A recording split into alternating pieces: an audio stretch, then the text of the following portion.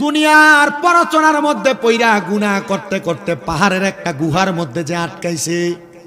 এই গুহার মধ্যে যখন আটকাইছে, বড় বড় তিনটা পাথর আইসা এই গুহার মুখটা বন্ধ করে দিছে। ওই বান্দারা গুহার ভিতরে তাইকা তাইকা কান্দে, হায়রে আমরা পাপাচার করার জন্য, গুনার কর্ম করার জন্য আমরা আসলাম, এখন আমরা এই পাপাচারের কারণে আমরা পাহাড়ের গুহার মধ্যে আক্রমণের শিকার হইলাম। আল্লাহর দরবারে কান্দে, কিন্তু তারা মনে মনে চিন্তা করতেছে কোনো ভালো নিয়ত যদি করে আল্লাহ তাআলা হয়তো ওই ভালো কাজের উসিলায় আমাদেরকে মাফ করে দিবে। মুসলমান, এবার ওই তিন ব্যক্তি একজন আর একজনকে বলতেছে, তোমার জীবনে যদি কোনো ভালো আমল থাকে ওই আমলটার উসিলা দিয়া দোয়া করো, দেখবা আমার আল্লাহ তাআলা ওই ভালো কাজের উসিলায় তোমারে মাফ করে দিবে, হয়তোবা আমাদেরকে মুক্তি দিবে। ওই তিন ব্যক্তির এক ব্যক্তি আল্লাহ তাআলার কাছে দোয়া করে, আল্লাহ আমি অন্য কোনো ভালো কাজ করি নাই, তবে আমি একটা ভালো কাজ করেছি।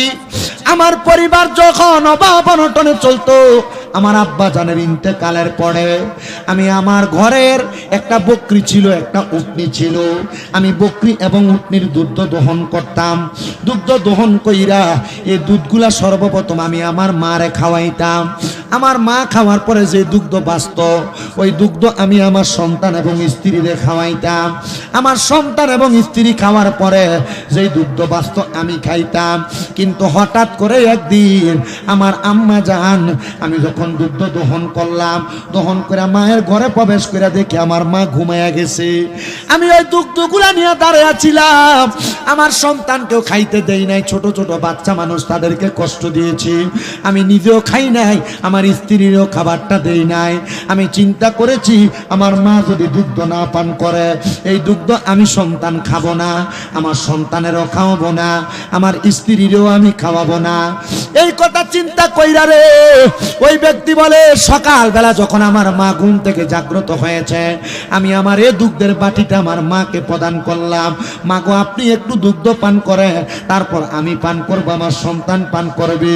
আমার জীবনে যদি কোনো ভালো কাজ থাকে তাহলে এটা আমার সব চাইতে ভালো কাজ, এটার চাইতে ভালো কাজ আমার কাছে নাই। এ সন্তানের তো ওই তিন ব্যক্তি বলে, পাহাড়ের গুহার সামনে যখন পাথর আইসা গুহাটা বন্ধ করে দিছে, এবার সেই ব্যক্তি বলে, আল্লাহ আমারে ভালো কাজের উসিলায় তুমি আমাদেরকে এখান থেকে উদ্ধার করো। তখন ওই পাহাড়ের গুহার মুখ থেকে একটা পাথর সরে গেছে।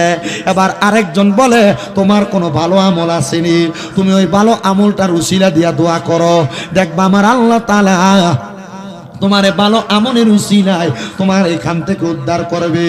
সে বলে, আমার কোনো ভালো আমল নাই রে, আমার কোনো ভালো আমল নাই, তবে আমি যখন আমার বাড়িতে থাকতাম, আমার বাড়িতে একজন কর্মচারী ছিল, একজন দাস ছিল, সে আমার বাড়িতে কাজকর্ম করতেন। তখন আমার বাড়িতে কাজ করছে, তার কাজের বিনিময় ছিল দৈনিক কাজ করলে তারে 1 সের করে চাল দেওয়া হইতো, এখন ওজনে মাপ দিয়া চাল দেয়, আগে সেরে মাইপা চাল দিত সেরে। আমার বাড়িতে যখন সে একদিন কাজ করত, আমি তার 1 সের চাল দিতাম। সে আমার বাড়িতে 1 মাস পর্যন্ত কাজ করেছে, আমি তার 1 মাসে 30টা খুশি চাল দিছি, 30টা তোলা চাল দিছি। কিন্তু সে আমারে বলছে, বাদশাহ আপনার বাড়িতে যে আমি কর্ম করি, যে চাল আপনি আমারে দিছেন, এই চালগুলা আমার বাড়িতে আমি নিলে খাওয়ার মতো লোক নাই, বা সেগুলো আপনি আপনার কাছে আমানত রাখেন। আমি তার চালগুলা আমানত রাখলাম। আমি দেখলাম সে আমার কাছে অনেক দিন পর্যন্ত চালগুলা নিতে আসে না, চালগুলার মধ্যে কেরি পোকা ধরে। আমি যখন দেখলাম চালগুলা নষ্ট হয়ে যাবে, আমি চালগুলা বাজারে বিক্রি করে দিছি। বিক্রি করে তার চাউলের টাকা দিয়ে আমি একটা ছাগল ক্রয় করছি। ছাগলটা ক্রয় কইরা আমি ছাগলটা পালতে পালতে অনেকগুলা ছাগল হয়েছে। এই ছাগলগুলা লালন পালন করার পরে দেখলাম এই ছাগল দিয়ে হবে না, এগুলো অনেকগুলা। আমি ছাগলগুলা বাজারে বিক্রি করে আমি একটা গরু কিনছি। গরু কেনার পর অনেকগুলা গরু হয়েছে, আমি একটা রাখাল রাখছি, সুন্দর একটা খামার বানাইছি। এই গরুগুলা আমি লালন পালন করাইছি রাখাল দিয়া। হঠাৎ করে ওই ব্যক্তি আমার বাড়িতে এসে আমার কাছে বলে, ও বাদশাহ আপনার কাছে যে আমার কাজের বিনিময়ে চালগুলা ছিল, আপনি আমার চালগুলা ফেরত দেন। আমি তারে উত্তর দিয়েছিলাম, এদের বড় একটা তুমি গোয়ালঘর দেখতে পাও, এই গোয়ালঘরের মধ্যে যে গরুগুলো আছে সব তুমি নিয়ে যাও। আমার কাজের লোকটা বলেছে, হুজুর আপনি আমার সাথে টিস্কারি করতেছেন। উনি বলেন, না রে বাবা টিস্কারি করি না, মনে রাখবা তোমার চালগুলা যখন নষ্ট হইতে দেখতে লাগছিল, আমার কাছে আমানত ছিল, আমি চালগুলা বিক্রি কইরা একটা ছাগল কিনা, একটা এরপরে গরু কিনা, এগুলা তোমার আমানত আস্তে আস্তে বৃদ্ধি পাইছে, এগুলা সব তোমার, তুমি নিয়ে যাও। এ ব্যক্তি দোয়া করে, আল্লাহ আমার একটা ভালো কাজ আছে, অন্য কোনো ভালো কাজ থাক আর না থাক, আল্লাহ তুমি একটা ভালো কাজের উসিলায় তুমি আমাদেরকে পাহাড়ের গুহার থেকে উদ্ধার করো। উনি বলেন দোয়াটা করার সাথে সাথে আমি তাকায় দেখলাম গুহার মুখ থেকে আরেকটা পাথর সরে গেছে। বাকি কয়টা পাথর? একটা পাথর, তিনটা পাথর ছিল, দুইটা পাথর ভালো দোয়ার কারণে আল্লাহ সরাইয়া দিছে। ও বন্ধুরে, গুহার মধ্যে আক্রমণ থাকা অবস্থায় আরেকটা পাথর আছে, আরেকজনকে বলে তোমার কোনো ভালো আমল থাকলে তুমি ওই ভালো আমলের উসিলা দিয়া আল্লাহর কাছে দোয়া করো। উনি বলেন আমার অন্য কোনো ভালো আমল আছে কিনা আমি জানি না, আমার একটা চাচাতো বোন ছিল, ওই চাচাতো বোনের চেহারা বড় সুন্দর ছিল, আমার মধ্যে একটা খায়েশ তৈরি হয়েছে, আমি কখন আমার এই চাচাতো বোনের সাথে মিলিত হব, জিনা ব্যভিচার করব, কিন্তু আমি এমন কোনো সুযোগ পাই নাই আমার চাচাতো বোনের সাথে জিনা ব্যভিচার করব। হঠাৎ করে আমার চাচাতো বোন আমার কাছে 100 দিরহাম পাওনা হাওলাত নেওয়ার জন্য আসছে। আমি তারে বলছি যদি তুমি আমার কাছ থেকে 100 দিরহাম নিতে চাও তাহলে তুমি আমার সাথে মিলিত হওয়া লাগবে, জিনা করা লাগবে, ব্যভিচার করা লাগবে। আমি আমার চাচাতো বোনকে ব্যভিচারের শর্তে 100 দিরহাম দিলাম। একদিন রাত্রবেলা সে আমার কাছে ব্যভিচারে লিপ্ত হওয়ার জন্য, তার পাওনা মিটিয়ে দেওয়ার জন্য আসছে। তখন আমি তারে যখন রাত্রিবেলা তার শরীরের মধ্যে টাচ করলাম, সে আমার কাছে বলেছে ভাই আপনি যে আমার শরীরে ধরলেন আমি আপনার জন্য একজন পরনারী, আপনি আমার শরীরে ধরো আপনার জন্য হারাম। ভাইজান গো, আপনি আমার আল্লাহরে ভয় করেন, যদি আপনি আল্লাহরে ভয় করেন তাহলে আপনি আমার এই শরীরের উপর টর্চার করতে পারবেন না, আমার এই শরীরটা ব্যবহার করতে পারবেন না। এবার ওই ব্যক্তি ডাক দিয়া কয় আমার যখন আল্লাহরে ভয় করার কথা বলছে আমি তারে ছেড়ে দিছি, আমি ছেড়ে দেওয়ার পরে এরপরে আর কোনো গুনার কর্মকাণ্ড করি নাই, আমি আমার আল্লাহর কাছে দোয়া করছি আল্লাহ আমার এই নেক দোয়ার কারণে তুমি আমার দোয়াটা কবুল করে নাও। আল্লাহর কসম আমার আল্লাহ তাআলা আমার নেক দোয়া কবুল করছে, আমার দোয়াটা কবুল কইরা গুহার মুখ থেকে বাকি পাথরটা সরাইয়া নিয়ে গেছে। শুধু গুহার মুখ থেকে পাথর সরাইয়া নেয় নাই, আল্লাহ তাআলা রহমতের ফেরেশতাদেরকে আদেশ করেছে, রে ফেরেশতারা তোমরা তোমাদের রহমতের হাত দ্বারা এই 3 জন ব্যক্তিকে গুহার মধ্য থেকে উদ্ধার করো। মুসলমান ভালো ভালো নেক কাজের উসিলা দিয়ে আল্লাহর কাছে দোয়া করলে আল্লাহ দোয়া কবুল করে।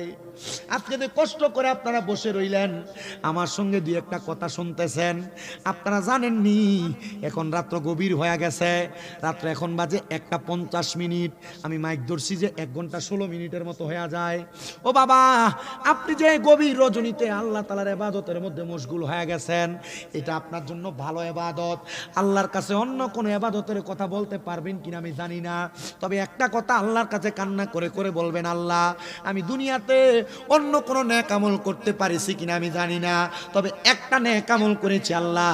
খোসবাস কাদিরিয়া গাউসিয়া দরগা শরীফের মধ্যে গভীর রজনীতে শামীম রেজার মতো গুনাহগারকে সামনে নিয়ে আমরা 2-1 মর্তবা কথা শুনেছি, জিকির আজকার করেছি। আল্লাহ গভীর রজনীতে আমরা মুনাজাতের জন্য অপেক্ষা করেছি। আপনারা বলেন গভীর রাতের দোয়া আমার আল্লাহ চাইলে কবুল করতে পারে কি পারে না? ও বাবা, ছোট্ট আরেকটা ঘটনা কারগুজারি শোনাই। আল্লাহ তাআলার বন্ধু হযরতে সুলতান মাহমুদ গজনবী রহমতুল্লাহ আলাইহি, জিনার বাড়ি হইল ভারতের জমিনে। সুলতান মাহমুদ গজনবী ছোটখাটো কোনো আল্লাহর ওলি না। সুলতান মাহমুদ গজনবী বড় একজন বাদশা ছিলেন, ওনার এলাকা পরিচালনা করতেন। সুলতান মাহমুদ গজনবী বলেন আমি বাদশা কথা সত্য, আমি 5 ওয়াক্ত নামাজের পাশাপাশি আমার আল্লাহ তাআলা সন্তুষ্টির জন্য আমি তাহাজ্জুদের নামাজ পড়তাম। আমি হুজুরে কইছিলাম, হুজুর এত রাত্রে মাহফিলের মুনাজাত কেন দেন কি লাগে? আমার কইছে আব্বা আমি তো তাহাজ্জুদ নামাজটা পড়া এরপরে মুনাজাতটা করি। আমি নিজে আপনাদের যে শামসুল আরিফিন ফির সাহেব হুজুর, আমি কইছি আপনি এগুলা জমজমাট থাকতে শেষ করে দেন। হুজুরে মাইন্ডও নিছিল। আমি বাদ মাগরিব বাদ এসা জহিরুল ইসলাম ফরিদি সাহেব, এরপরে হাসান আজারি সাহেব, এরপরে হুজুরে মিলাদ ক্যাম্প করে মুনাজাত দিয়ে দিব। আমি জানি না এটা কোন হেকমতে ঘুরে গেছে, আমি আবার সেই শেষ রাইতে আপনারা লইয়া 2-1টা কথা কওয়া লাগতেছে। হুজুর আমার কইছিল যে আব্বা সবসময় তো তাহাজ্জুদ নামাজের পরপরই মুনাজাতরা হয়, এর লাগা মুনাজাতরা করবার লাগা এখন হয়তো বা হুজুরের নিয়ত এইটাই ছিল তো আমি এতটুক বিশ্বাস করি তাহাজ্জুদ নামাজ এমন একটা ইবাদত, ওয়া মিনাল লাইলি ফাতাহাজ্জাদ বিহি নাফিলাতাল লাকা আসা আইয়াবাসাকা রাব্বুকা মাকামাম মাহমুদা। এই আয়াত যখন নাযিল হইছে নবীজি চোখের পানি ফালায়া ফালায়া কাঁদছে। আম্মা জান আয়েশা সিদ্দিকা কয় আমার নবী সারা রাত 2 রাকাত নামাজ পড়ছে। কয় রাকাত? নবীজি যখন নামাজ শেষ করছে আমি নবীরে জিগাইলাম, ইয়া রাসূলুল্লাহ এত লম্বা রুকু সেজদা আপনারা আর কোনোদিন করতে দেখি নাই। নবীজি যখন নবীজির মাথা মুবারক ফিরেছেন, আম্মা জান আয়েশা সিদ্দিকা কয় আমি নবীজির দিকে তাকায় দেখলাম নবীজির চোখগুলো একবারে বড় বড় লাল হয়ে গেছে আর চোখের পানি বায়া বায়া পড়তাছে। জিজ্ঞাসা করলাম, ইয়া রাসূলুল্লাহ আপনি এভাবে কান্না করছেন কেন? নবীজি বলছে, আম্মা আয়েশা শোনো, আমি নবীকে আল্লাহ বলছে আমি তাহাজ্জুদ পড়লে আল্লাহ তাআলা আমার মাকামে মাহমুদ দিব। ও আয়েশা, আমি নবী আল্লাহর কাছে কাঁদছি, আমার উম্মত আমি নবীর পাগল, আমার উম্মত তাহাজ্জুদের নামাজ পড়বো, আমার উম্মত যে তাহাজ্জুদের নামাজ পড়বো আল্লাহ আমার উম্মতের কি দিব? আম্মা জান আয়েশা ডাক দিয়া কই, ইয়া রাসূলুল্লাহ আমার আল্লাহ তো আপনার দোয়া ফিরাইয়া দিবে না। আপনি নবীর একটা উপাধি হলো মুস্তাজাবাতুদ দাওয়াত, আপনি কোন দোয়া করলে আল্লাহ তাআলা সাথে সাথে দোয়াটা কবুল করে। নবী গো আমার আল্লাহ তাআলা কি বলছে? নবী আমার ডাক দিয়া কয়, আয়েশা আমার আল্লাহ তাআলা বলেছে আমার কোন উম্মত যদি আমি নবীরে মুহাব্বত করে আমি নবীরে ভালোবাসা তাহাজ্জুদের নামাজ পড়া আমি আল্লাহ তাআলার কাছে কোনো কিছু চাই, আমার আল্লাহ তাআলা ওই বান্দা ওই উম্মতের সকল আশা পূরণ করে দিবে। কোন সুবহানাল্লাহ। আমি তো পরে চিন্তা করছি হুজুর একা পড়া আইসা আপনার লয়ে মুনাজাত দেয়, যদি সম্ভব হইতো আপনারা নিয়ে তাহাজ্জুদটা পড়তো। মারহাবা কোন সুলতান মাহমুদ গজনবী, গজনব এলাকার ভারতের বড় বাদশাহ, নামাজ ছেড়ে দিছে। কথা কয় না, নামাজ ছাড়ছে। আমরা নেতারার ফরজের খবর নাই, জোহরের খবর নাই, আসরের খবর নাই, মাগরিব এশার খবর নাই, কিন্তু হযরতে আল্লাহ তাআলার বন্ধু হযরত সুলতান মাহমুদ গজনবী বলেন আমি তাহাজ্জুদ নামাজ পড়ার জন্য সব সময় উঠতাম, আল্লাহর কাছে দোয়া করতাম, দুরূদ পড়তাম, কিন্তু একদিন আমার সাথে একটা মারাত্মক ঘটনা ঘটছে। ও সুলতান মাহমুদ গজনবী কি ঘটনা ঘটছে? উনি ডাক দিয়া কয় অন্য কোনো ঘটনা না রে, আমি তাহাজ্জুদ নামাজটা পড়ার জন্য বাইর হইছি ওযু করার জন্য রাজপ্রাসাদ থেকে। কারণ মনে রাখবেন তাহাজ্জুদ নামাজ পড়ার জন্য উনি ওযু করতে বাহিরে বাইর হইছেন। ওনার বাড়ির পাশে দিয়ে একটা নহর প্রবাহিত হয়েছে। উনি বলেন ওই নদীর সামনে যাইয়া আমি দাঁড়াইলাম ওযু করবো, এমন টাইমে দেখলাম নদীর ওই পারে 4 জন ব্যক্তি। কয়জন? আমি চিন্তা করতে লাগলাম, আমি এতদিন মনে করছি আমি একা একা তাহাজ্জুদ নামাজ পড়ি, এখন দেখি আরো 4 জন মানুষ আছে যারা আমার এলাকায় তাহাজ্জুদ পড়ে। আর ওই 4 জন নদীর ওই পার থেকে চিন্তা করে আইরে আমরা তো বলক থেকে আইছি সুলতান মাহমুদ গজনবীর বাড়িতে চুরি করবার লাগা, দেখ আমরা 4 জন আইছি চুরি করতে, আর এ বেটার কত বড় সাহস, এ বেটা একা একা আইছে চুরি করতে। এরা চোর, এই জন্য এদের চিন্তাধারা চোরের মতো। আর সুলতান মাহমুদ গজনবী নামাজি, আর চিন্তাধারা নামাজির মতো। সুলতান মাহমুদ গজনবী ওযু করে উঠছেন, ওই 4 জন সামনে আসছে। ওই 4 জনকে সুলতান মাহমুদ গজনবী জিজ্ঞাসা করতেছে আপনারা কারা? বলে আমরা এই এলাকার মেহমান। বলে আপনারা বুঝি এখানে আসছেন কাজ করতে? বলে হ্যাঁ। বলে আপনারা যেখানে আসছেন 4 জন আসলেন। বলে আমরা তো 4 জন আসছি, আপনি তো একা আসছেন। বলে আপনার কাজ কি? বলে আপনার যেই কাজ আমরা সেই কাজ। সুলতান মাহমুদ গজনবী কয় আমার কাজ তো তাহাজ্জুদ নামাজ পড়া। আমি তারা কইলাম না, তারা জিজ্ঞাসা করলাম তোমার কাজটা কি বলো? তারা আমারে বলছে আমরা আসছি এই বাড়িতে চুরি করার জন্য, আমরা 4 জন আসলাম, আপনি একা আসলেন, আপনার ভিতরে কি একটু ডর লাগলো না? সুলতান মাহমুদ গজনবীর সাথে ডাক দিয়ে কই আচ্ছা চুরি করতে আসছেন? বলে হ্যাঁ। বলে আপনারা যে চুরি করতে আসছেন এটা তো বাদশার বাড়ি, ধরা খাইলে তো জামিন পাবেন না, আপনাদের এমন কি ক্ষমতা আছে? এত প্রহরীদার, এত পাহারাদার, কেমনে চুরি করবেন? সুলতান মাহমুদ গজনবী রহমতুল্লাহ আলাইহি ডাক দিয়ে বলতেছে শোনো কেমনে চুরি করবা। এই 4 জন ডাক দিয়া কয় আমরা 4 জনের 4টা ক্ষমতা আছে, আমরা 4টা ক্ষমতা দিয়ে বাদশার বাড়ি চুরি করব। বলে 4 জনের কি ক্ষমতা বলো? একজন ডাক দিয়া কয় আমার ক্ষমতা হলো চুরি করতে যাওয়ার সময় কুত্তার একটা স্বভাব দেখবেন, বালা মানুষ দেহ কার খারাপ মানুষ দেহ গেউ গেউ করে, আমি কুকুর যখন গেউ গেউ করে ডাকে, কুকুর কি ভাষায় ডাকে কি বলে আমি তার ভাষা বুঝতে পারি। আরেকজনের জিগায় তোমার ক্ষমতা কি? বলে আমার ক্ষমতা হইল অন্য কোনো ক্ষমতা না, আমি কোনো ঘরের সামনে গেলে ঘরের দরজা যত কঠিন তালা থাক না কেন আমি একটা পলকের মাধ্যমে ঘরের তালাটা খুলতে পারি। 3 নাম্বার ব্যক্তির দিগায় তোমার ক্ষমতা কি? বলে আমার ক্ষমতা হইল ঘরে প্রবেশ কইরা এই ঘরের ভিতরে কোন জায়গায় স্বর্ণমণি মুক্তা জহরত আছে আমি নাকের ঘ্রাণটা টান দিলে বলতে পারি কোথায় কি আছে। আর 4 নাম্বারটারে জিগায় তোমার ক্ষমতা কি? উনি ডাক দিয়া কয় আমার ক্ষমতা হইল আমি রাত্রবেলা তারে দেখি, দিন হইলে তারে চিনি। 4 জন কয় আপনি তো একা একা চুরি করতে আসছেন, আচ্ছা চলেন একা চুরি না কইরা আমরা আজকে একসাথে চুরি করি, তবে আমরা 4 জনের তো 4টা ক্ষমতা আমরা সমান ভাগ নিমু।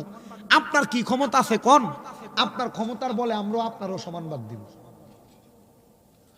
উনি ডাক দিয়া কয় আমার ক্ষমতা হলো আমি যদি ডান দিকে তাকাই তাহলে জেল হাজত মাফ হয়ে যায়, আমি যদি বাম দিকে তাকাই তাহলে ফাঁসির আসামি মাফ পাওয়া যায়। তারা কয় যদি বাদশার বাড়িতে ধরা খাই তাহলে তো হয় জেল হইব নয় ফাঁসি হইব। আপনি ডান দিকে চাইলে যেহেতু জেল হাজত মাফ, বাম দিকে চাইলে যেহেতু ফাঁসির আসামি মাফ, তাহলে চলেন আপনি আমাদের সাথে, আপনিও সমান ভাগ পাবেন। যা চুরি করব বাদশার বাড়িতে আমরা চুরি করি। প্রবেশ করছে বাদশার বাড়িতে, এমন টাইমে কুকুর ঘেউ ঘেউ করে ডাকতেছে। বাদশাই নিজে বলতেছে এ কুকুরের ভাষা বুঝনেওয়ালা তুমি বলো। কুকুরটা ঘেউ ঘেউ করে কি বলছে? এক কইতেছে কুকুরের ভাষা তো বড় ডেঞ্জারাস। বলে কি বলে? বলে কুকুর বলতেছে যার বাড়ি তারে লই এই নাকি চুরি করতে যায়। দেখছেন নি কারে লইয়া চুরি করতে যায়? আমরা 5 জনই তো চোর। আসলে কি 5 জন চোর? কুকুরের কথা সত্য না মিথ্যা? মনে রাখবেন মানুষ বেঈমানি করবে। একটা কুকুরকে যদি আপনি খাবার খাওয়ান একদিন, এই কুকুর কোনোদিন আপনার সঙ্গে বেঈমানি করবে না। বলে হুজুর মানুষের দাম কি এত কম না? আল্লাহ কইছে ইন্নাল ইনসানা লাফি খুসর, সকল মানুষ ক্ষতিগ্রস্ত। কেমনে ক্ষতিগ্রস্ত? যারা নিজের বুঝলো যে পরের ক্ষতি করে, মানুষের সম্পদ নষ্ট করে, এই মানুষগুলা থেকে বড় সাবধান, বড় সাবধান, বড় সাবধান। আপনি কখনো দুনিয়া জমিনে মানুষ চিনতে ভুল করেন না। আর মনে রাখবেন আপনার বন্ধু হোক, ভাই হোক, এলাকার মানুষ হোক, এই মানুষের সাথে মানুষের সম্পর্ক নষ্ট হয় 1 নাম্বার প্রধান কারণ হলো বর্তমানে টাকা লেনদেন করা। আপনি যদি কাউরে টাকা হাওলাত দেন দেখবেন তার সাথে আপনার সম্পর্ক নষ্ট। বলে হুজুর হাওলাত দিলে নষ্ট না, যদি টাকা চাইতে যায় তখনই তার মুখটা বেজার হয়ে যায়। আমি আমার জীবনে যত মানুষের সাথে বন্ধুত্ব হয়েছে, সম্পর্ক নষ্ট হয়েছে, দূরত্ব তৈরি হয়েছে, আমি দেখছি হয় তারে আমি টাকা হাওলাত দিছি, তার কাছে চাইতে গেছি, তার সাথে আমার সম্পর্ক ঠিক নাই। মনে রাখবেন দুনিয়াতে যা করেন আর না করেন দান সৎকা করবেন, মানুষকে টাকা হাওলাত দিতে বড় সাবধান। বালা সম্পর্ক নষ্ট হয়ে যাবে। বালা সম্পর্ক কথা কই না তো, বালা সম্পর্ক নষ্ট হয়ে যায়। এজন্য টাকা সাবধান হাওলাত দিতে। কেউ যদি আগে টাকা হাওলাত চায় প্রথমে তারে কমেন তুই 100টা টাকা খাইয়া যা, হাওলাতের দরকার নেই। ঠিক আছে? এবার প্রবেশ করছেন, যেই ব্যক্তি তালা খুলতে পারে সাথে সাথে তালা খুলে ফেলছেন।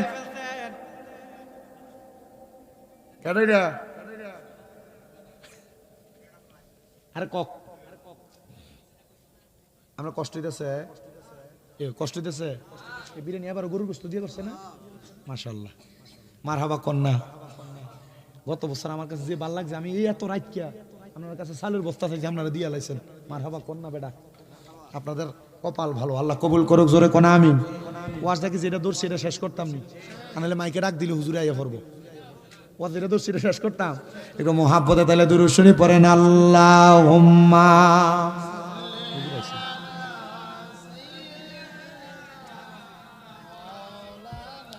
মুহাম্মদ ওয়া আলা আলি সাইয়্যিদিনা মাওলানা মুহাম্মদ। নারে তাকবীর, নারে রিসালাত,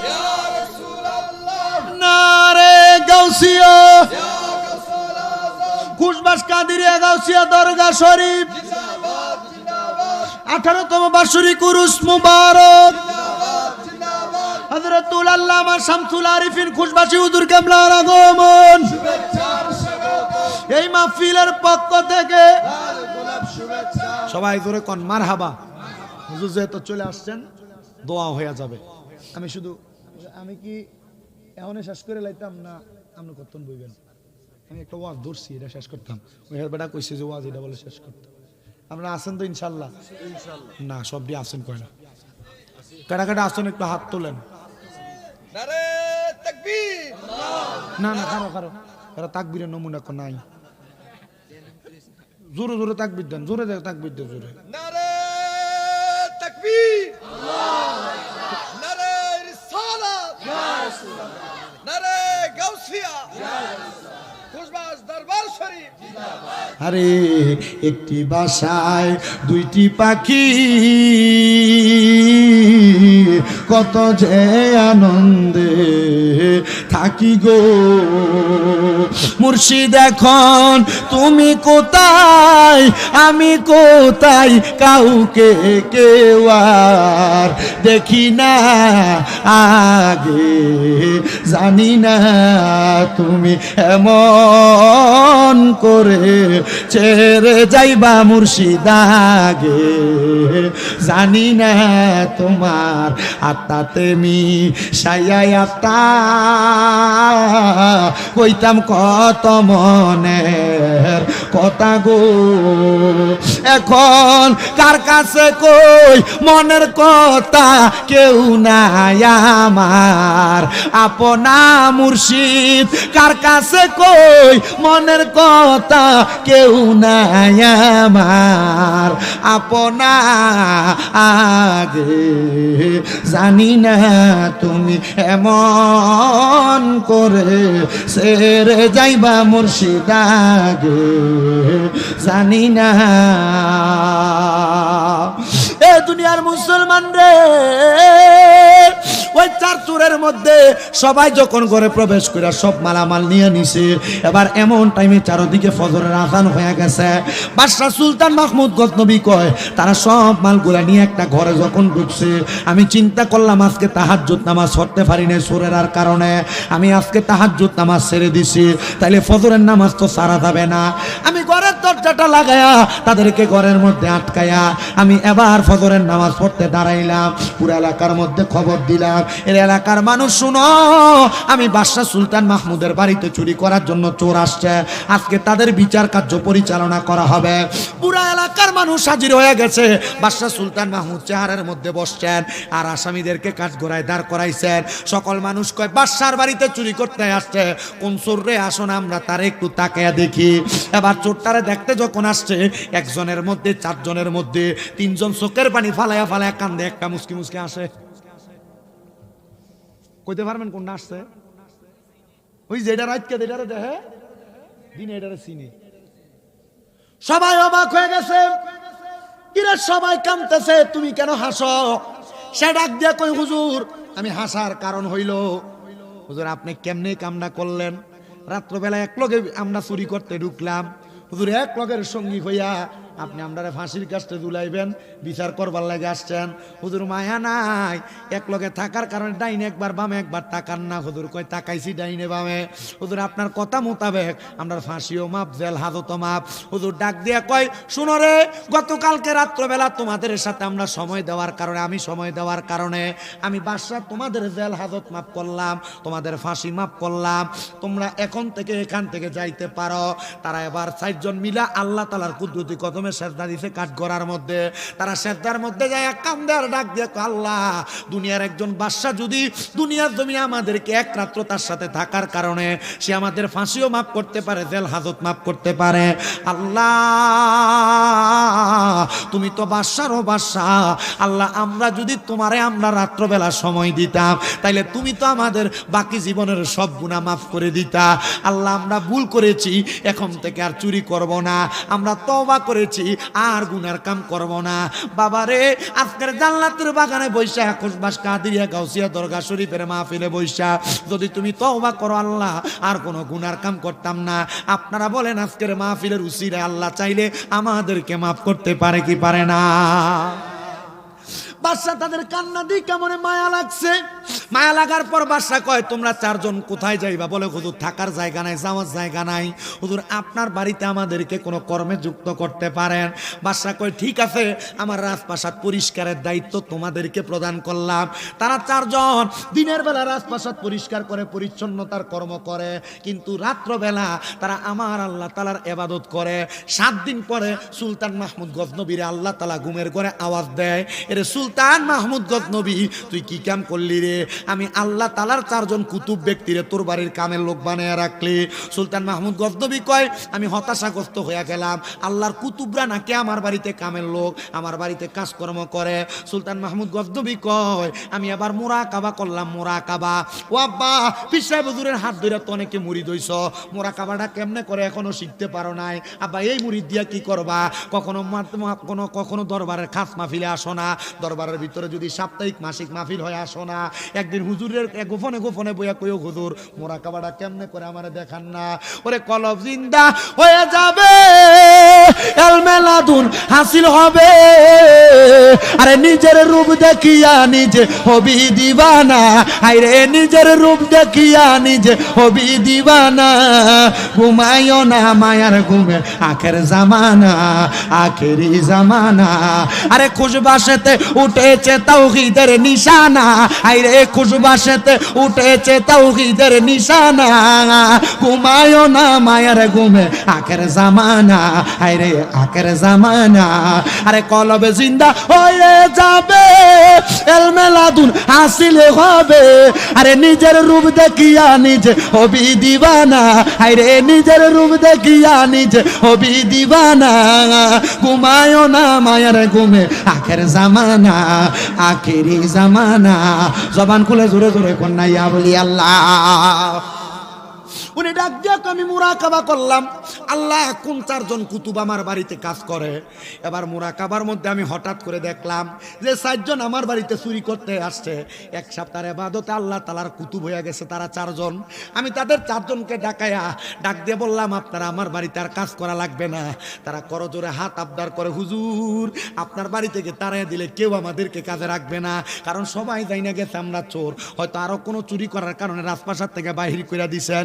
হুজুর ও হুজুর গো, আপনি আমাদেরকে আপনার কাছে রাখেন। হুজুরকে আপনারা আমার বাড়ির কাজের লোক হইয়া থাকবেন না, আপনারা তো আমি বাদশার আন্ডারে কাজ করতেন, এখন থেকে আপনারা আমারে হুকুম করবেন, আমি সুলতান মাহমুদ গজনবী আমার কর্মকাণ্ডগুলা করব। ও বাবারে পীরের দরবারে আইয়া নিজেই বড় মানুষ হইয়া থাকো, নিজেই বড় হইয়া থাকো। আল্লাহর কসম কইরা বলি রে কোষবাসের মানুষ, আল্লাহর ওলিদের দরবারের মধ্যে আসলে নিজের নত শিরে রাখবা, নরম রাখবা। আল্লাহর ওলির দরবারে আইসা নিজের একটু নরমাল করে রাখবা, হুজুর কেবলার কাছে অনুমতির আশায় দাঁড়াইয়া থাকবা। আরে কোন সময়ে কোন হালে থাকে দয়াল মুর্শিদে, সালাম দিও না তারে সব জায়গায়। আরে থাকে যদি শক্তি লয় কদম বুঝি, থাকে যদি শক্তি লয় কদম বুঝি, আরে রাখিও তোমার বুকের দায়, বিশ্বাসে ভক্তি থাকিলে মুক্তি, কে জানে কার ভাগ্যে রয়। আরে মুর্শিদের দরবারে যাইয়া নত শিরে দাঁড়াইয়া সালাম দিও না তারে সব জায়গায়। ওরে বিশ্বাস ভক্তি পাইবে মুক্তি, থাকিলে বিশ্বাস ভক্তি পাইবে মুক্তি, কে জানে কার ভাগ্যে রয়। জবান খুলে জোরে কোন আল্লাহু আকবার। এ মুসলমান, এ নবীর উম্মতের দল, এবার আল্লাহর